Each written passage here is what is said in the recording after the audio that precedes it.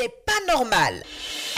Une situation vous déplaît, vous en avez gros sur le cœur, vous êtes exaspéré par un certain nombre d'événements, Radio Côte d'Ivoire vous ouvre une lucarne pour crier votre mécontentement. C'est pas normal. Les gens de la presse aient le courage de dire la vérité aux gens. Si quelqu'un fait quelque chose qu'on dit c'est pas bon, tu viens poser la question aux gens, on te répond, il faut dire ça comme il se doit. Abidjan peut pas être comme ça. Il faut la construire sur Abidjan, c'est pas comme ça qu'il a voulu que l'Abidjan soit. Voilà. C'est pas normal. Vraiment, nous prions beaucoup l'État de Côte d'Ivoire de penser à ce problème, de nous donner un conseil. EVEA palmier. Là, on sait qu'au moins le prix est fixé, que ça soit 400-500 pour un an, comme on donne le prix du cacao. Ça peut nous arranger, nous, les planteurs d'EVEA. Actuellement, je vous le jure que nous avons coupé tous nos caféiers pour mettre l'EVEA et on est rentré, on fait tout beau partout. Vraiment, c'est pas la peine. C'est pas normal. Du lundi au vendredi, de 8h15 à 8h30 sur Radio Côte d'Ivoire. Vous ne pouvez intervenir qu'une seule fois dans cette émission. Merci de votre compréhension.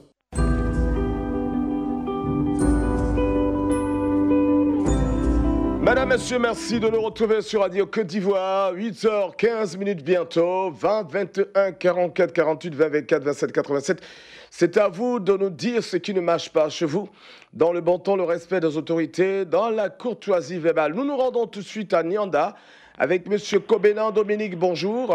Bonjour, Monsieur Didier Fondin. Alors, vous nous parlez de kits scolaires. De quoi s'agit-il exactement?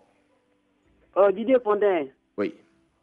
Cette année, le lancement de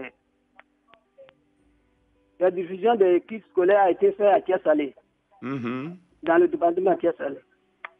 Mais jusqu'ici, l'école de mon village, le Pepe Nyanda Kanyande, n'a pas reçu de kits scolaires. Ils ont reçu que 100 kits scolaires pour 300 élèves. D'accord. Ce n'est pas normal. Ok. Bon. Alors, j'interpelle le ministre Kandia de tout faire pour voir ce qui se passe à Thiès-Salé. Déjà, des kits scolaires. Déjà, il faut voir au niveau de vos autorités locales, hein, voir qu'est-ce qui se passe. Déjà, bon, j'interpelle aussi le directeur. J'interpelle aussi le nouveau maire, Maître Golé. Oui, et puis voilà. le directeur de l'école aussi. Hein, le directeur, lui, vous l'avez dit qu'ils ont reçu que 100 kits. C'est ce qu'ils vous ont dit. Alors que 100 kits, ce n'est pas suffit pour 300 élèves. D'accord. On va vérifier l'information, mais il faut déjà commencer par les autorités locales. Ensuite, on verra avec Madame le ministre de l'Éducation qu'est-ce qu'il faut faire pour que les choses puissent rentrer dans l'ordre. En tout cas, merci Kobenan de nous donner l'information. On va passer à Zouaouni avec Daouda Kouroma. Bonjour Daouda Kouroma. Bonjour monsieur l'animateur. D'accord, je m'appelle Didier Fondin. Bonjour monsieur. Oui, vous parlez de route. Ouais, au fait, ici à Zouaouni, nous avons vraiment problème de route. Dans la ville elle-même, d'abord, il ne parle pas des intervillages, il parle de la ville elle-même. Donc j'interpelle monsieur le président du conseil régional, monsieur le maire réélu, pour la deuxième pouvoir, vous pensez vraiment à la ville de Zouaouni. Je vous le jure, quand vous arrivez à Zouaouni aujourd'hui, là, les routes sont impraticables. Les routes des communes, les routes des interquartiers, il n'y a pas de route. Et alors, quand la INAMI veut faire des interventions, ils ne sont pas capables de faire des interventions aussi, ils ont un problème de véhicule de commandement. Alors vraiment, les gars qui voient ces problèmes d'ici fin de ce mois, ou bien d'ici fin d'année même. Sinon, vraiment, c'est pas du tout normal. D'accord. Bon, c'était mon cri de cœur ce matin. Merci. Et à monsieur le président du conseil régional. Très bien. C'est bien de commencer par là-bas. Merci beaucoup, Daouda Kouroma. Bonne journée à tous nos amis de Zouaouni. On va retrouver Kouadio Roland à Aoué. Bonjour, monsieur Kouadio Roland. Bonjour, monsieur Dieu Fondel. Vous nous parlez d'eau, oui. Oui, je vais parler de mon village à Bandoukou, là. Précisément à Pana. Oui. On a un problème d'eau, monsieur Didier. À chaque fois que j'interpelle toujours le président du conseil régional de Bandoukou de faire un effort pour nous. Cette année, il y a beaucoup de nouveaux élus. Vraiment qu'ils fassent un effort pour nous. Les villages qui sont là-bas, il y a un problème d'eau. Nous, on se lève à 4 h du matin. Je vous dis bien, à 4 h. Pour avoir un seau d'eau, là, c'est un énorme problème. Donc, je demande pardon aux élus, aux nouveaux élus, là, de faire un effort pour la région de Bandoukou, là. Sinon, précisément à Pana, on a un problème d'eau. Les voiries, même, c'est les parents qui s'occupent de ça. Là, vraiment, c'est pas tout le choses que le gouvernement peut faire. Mais au niveau de l'eau, là, qu'ils fassent un effort pour nous donner. Vraiment, on souffre. On souffre. D'accord. C'est voilà, compris. Donc, c'était mon cri de cœur ce matin-là. Merci beaucoup. Merci de faire confiance également à Radio Côte d'Ivoire. Nous allons retrouver Yéman Kouakou à Tabagne. Bonjour, monsieur Yéman. Bonjour, mon frère, l'adopté d'air. Ah ben, je ne sais plus. D'accord. Mon frère Didier Fandin. Oui, allez-y, vous parlez d'incivisme. Oh, oui, de l'incivisme, mon frère. Aujourd'hui, quand on ouvre la radio, la télévision, les journaux et autres médias, tous nous parlons avec sourire et avec insistance de paix, de cohésion, d'unité, de civisme, d'intégrité et de bonne gouvernance. Est-ce vraiment nous cultivons ces valeurs en nous? Quels sont alors les auteurs ou origines de ces actes d'incivisme, de vandalisme et d'atteinte à l'autorité de l'État que nous assistons par-ci, par-là? Alors, je souhaiterais que l'État, qui détient le pouvoir souverain, dans sa politique de bonne gouvernance, mette tout en œuvre dans une démocratie vraie pour une paix sincère et durable. La Côte d'Ivoire a beaucoup souffert. Il faut situer les responsabilités et que ces auteurs répondent de leurs actes. D'accord, merci beaucoup. Bon, là, il est tout seul, je pense que c'était un message. Digbe Fabrice, bonjour. Bonjour, monsieur. Vous nous appelez de Sanguinet, vous parlez de la forêt classée. Oui, oui. Oui, la forêt classée de Sanguinet. Bon, à Sanguinet, si ça ne va pas, puisque on demande pardon au gouvernement, on dit qu'on a encore sorti dans les forêts classées. Et on nous a donné un temps de cueillir nos récoltes de cacao pour quitter dans les lieux. Mais maintenant, quand présentement les cacao sont mûrs, on s'en va cueillir. Et puis on nous attrape dans les forêts là-bas, on paie 200 000. Franchement, on ne sait même pas comment faire Sanguinet ici. Mais qui vous a dit d'aller cueillir? On vous a dit de quitter la forêt classée, c'est une forêt classée. Et vous vous retournez à le cueillir sans l'autorisation des autorités. Est-ce que vous trouvez ça normal? Oui, oui. Allô? Oui. Est-ce que vous trouvez normal de repartir dans la forêt classée pour aller, j'allais dire, récolter les cacao sans l'autorisation des autorités? Oui, on nous a dit, on a qu'à cueillir, on nous a donné 6 mois, que le gouvernement a dit qu'on nous a donné 6 mois, qu'on a qu'à récolter le cacao. Et qui vous a dit ça? Les autorités. Qui vous ont dit que vous avez le droit d'aller cueillir vos cacao, vous avez 6 mois. Oui, oui. Et ça, c'était quand? Bon, ça vaut 1 mois de cela. 1 mois, d'accord. Et vous êtes retourné et on vous a attrapé? Non, on est sorti dans la forêt, on est en ville pour aller récolter nos cacao pour venir. Et on vous attrape? Oui, oui. Pour gagner un peu de transport pour rentrer chez nous, et on ne nous laisse pas. On nous attrape, souvent on paie 200 000. On ne comprend même pas ce qu'on va faire. Qui vous attrape? Les eaux et forêts? Oui, oui. Ah, d'accord, ok. Bon, ça, c'est une histoire qu'on va donc confier certainement au préfet et toute son équipe. Et on verra bien si l'information est juste. On verra ce qui va se passer. En tout cas, merci beaucoup, Digbe Fabrice. Mais déjà, il faut quitter la forêt classée. Hein. Quand c'est classé, c'est classé. Oui, on est quitté dans la forêt classée. D'accord. Et avant d'y aller, il faut demander des autorisations parce qu'on ne sait jamais. Hein. Sinon, vous allez payer 200 000 francs. Direction Blény-Monoué avec Seigneur Rugan. Bonjour. Bonjour, Nyonso. Voilà, vous parlez de route, Seigneur Rugan. Tout à fait, Nyonso. La route de Yokwe, Blény-Monoué, Pibri, Blény-Monoué, Bangolo même. Vraiment, on n'a même pas le pouvoir, on n'a même pas le droit même d'aller en ville. La route est coupée à Yokwe, à Blodi. En venant de Yokwe, la route est coupée. C'est coupé par quoi? Par l'eau? Il y a l'eau qui jaillit, les ponts sont coupés. Mais Pibri aussi, il n'y a pas la route. Mais le conseil régional, il fait quoi? Ça, c'est son rôle, c'est du ressort du conseil régional dans un premier temps. Tous les ponts qu'il a construits, même pas encore 2 mois, tout est coupé. Ah ben d'accord. Ok, ben alors... La route de Blény-Monoué, Bangolo aussi, c'est coupé. Le sous-préfet avait fait accident entre Dozon, entre Gloplou et Bangolo. Présentement, il se trouve à l'hôpital à Yamtokro. D'accord. Depuis le dimanche passé. Mais ce n'est pas normal. Oui. Nous sommes à Blény-Monoué, on ne peut même pas aller à Bangolo, ni Kwibli, ni Diokwe. Mais qu'allons-nous faire? Je lance un appel aux autorités compétentes. Venez à notre secours. D'accord. Blény-Monoué, c'est une sous-préfecture. Et puis, il y a une sous-préfecture voisine encore à Bengolo, Tabouaké. Mais les sous-préfets, là, pour aller voir les préfets à Bangolo, comment ils vont faire? C'est à cause l'état de la route que le tout premier de Blino a fait accident l'autre jour. Présentement, il a Yamsoukro. D'accord, merci voilà, beaucoup. Vraiment, venez à notre secours. Voilà, propre établissement au préfet, au sous-préfet. Et puis bon, là, on va essayer de voir comment est-ce que cette histoire peut s'arranger. Mais déjà, vous avez voté vos élus, là. Hein. Ils ont été élus, non? Il faut les voir pour commencer déjà les travaux. Hein. Voilà, ils vous ont promis, c'est le moment de réclamer ces promesses. Voilà, merci. Conan Anthony nous appelle de Taï. Allô, bonjour. Bonjour, monsieur Vander Rustimon. Oui, toujours, toujours. Merci beaucoup. Alors, vous j'aime ça. Ah, tu aimes la radio, c'est bien. Oui, j'aime la radio, j'aime ta voix, j'aime toi-même aussi. Ah, d'accord. Il faut aimer ma voix, mais pas moi-même en tout cas. Je peux. Ça va être compliqué. Alors, corps habillé. Vous nous parlez de corps habillé, c'est ça? Oui. Bon, au fait, je ne vais pas dire qu'ils font du mal ici, mais il y a un problème que je ne comprends pas. C'est pas normal. Et que sur les grosses motos, je comprends que même s'il y a un papier, oui, et tu n'as pas de permis, là c'est normal que les grosses motos qu'on a pas les aptoniques, là je comprends. Et pour quatrième, monsieur, quand tu avais quatrième, il y avait tous les papiers. Les gendarmes t'arrêtent, les policiers t'arrêtent, on demande les papiers des motos. Conan, oui. Il faut éteindre complètement la radio parce qu'on a des effets Larsen en bas. Et c'est pas, c'est pas agréable. Ça va un peu?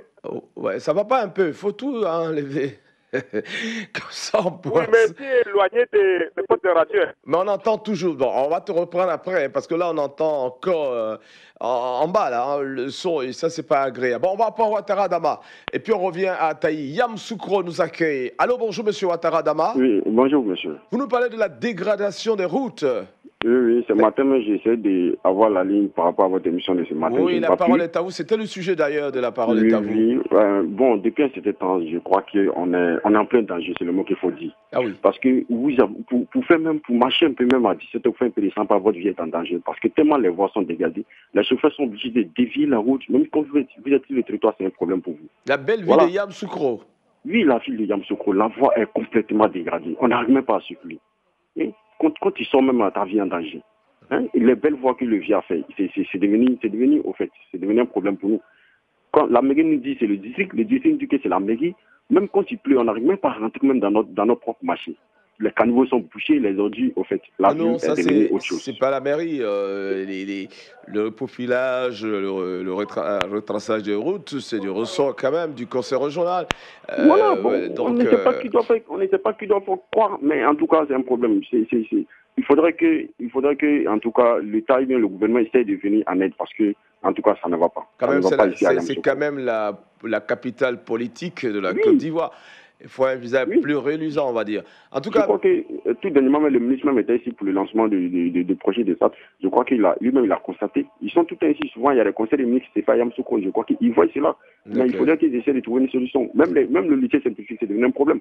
D'accord. C'est devenu un problème. Merci. Voilà. Merci Ouattara Dama. Beaucoup de bonnes choses à vous et à vos amis à Yamsoukro. Portez-vous bien. Hein. On espère que les choses vont s'arranger. Surtout, pas Yamsoukro quand même. Hein. Yamsoukro est trop joli pour que ce soit ainsi. Donc, Dieu, Franck, Arsouan-Pleu, bonjour. Bonjour, monsieur. L'électricité a un problème chez vous? Oui, j'ai un problème d'électricité chez nous dans le village de Danané, Arsouan-Pleu. Bon, au fait, il y a longtemps que nous pleurons auprès de les autorités. Oui. Même les présidents, les anciens présidents ont passé, les autorités sont passées dans nos villages, on a pleuré au pied d'eux pour pouvoir les préserver dans nos villages. Mais jusqu'à l'heure, il n'y a pas bien de cause. Mais toujours, si on leur vote, quand ils viennent avec leurs documents, on leur vote, mais il n'y a rien de cause. Donc on pleure, c'est pas normal que ce genre de choses se passent. Nous tous, on est des Ivoiriens. Ok, il faut repartir les voir encore pour qu'ils se bougent un peu, pour vous aider, parce que il faut dire que le président, le gouvernement seul ne peut pas faire tout. En même temps, c'est pas facile. C'est pour cela qu'on leur donne un peu ce pouvoir-là pour travailler. Le ministre Mabut même a passé dans nos villages. Il a été plusieurs fois dans nos villages et on lui pose dans cette problème, on lui pose. Il nous a envoyé à RIDP, on a voté RIDP. Bon, d'accord, on ne va pas parler de ce que vous avez fait. Je vous en prie, Dodier Franck, c'est pas le cadre. Si vous avez voté, c'est tant mieux. Si vous avez fait votre devoir des citoyens, c'est tant mieux. Mais problème de l'électricité, on en parle. Il y a un problème. On va essayer de voir comment on peut faire pour régler ce problème pour que vous soyez dans de meilleures conditions. Je crois que c'est l'essentiel de votre message. 20 21 44 48 20 24 27 87.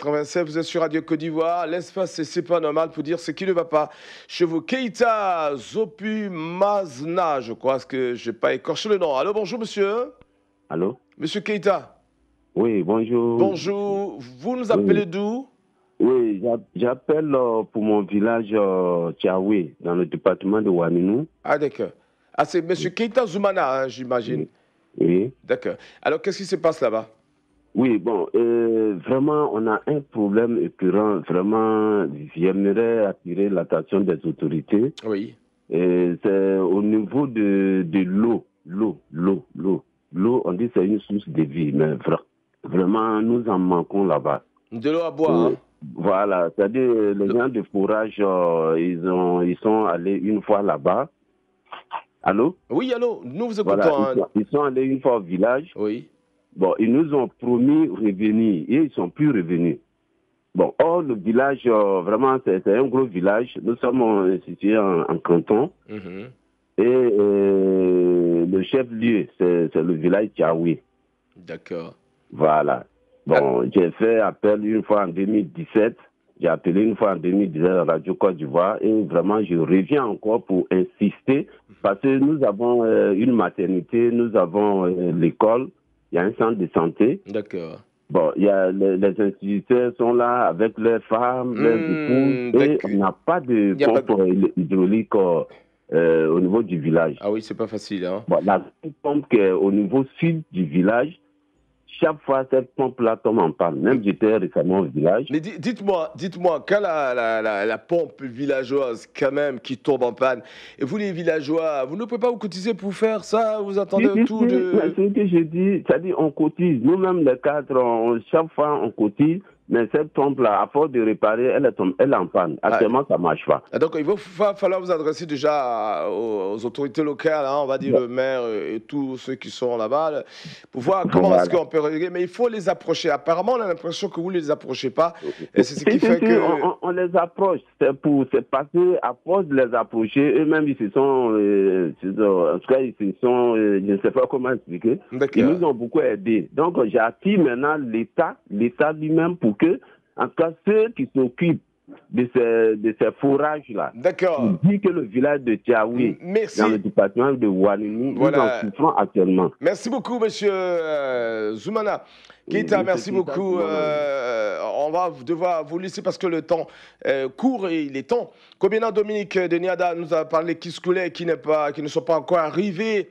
Seulement 100 élèves ont pu avoir le kit sur 300. Daouda Kourouma des Ouaniens, il n'y a pas de route. C'est difficile de sortir, de bouger au niveau des Ouaniens. Kouadio Roland de Yaoui, il n'y a pas d'eau à boire, de l'eau potable pour les populations. Yéman Kouakoutaba, l'incivisme, il faut trouver une solution, situer les responsabilités.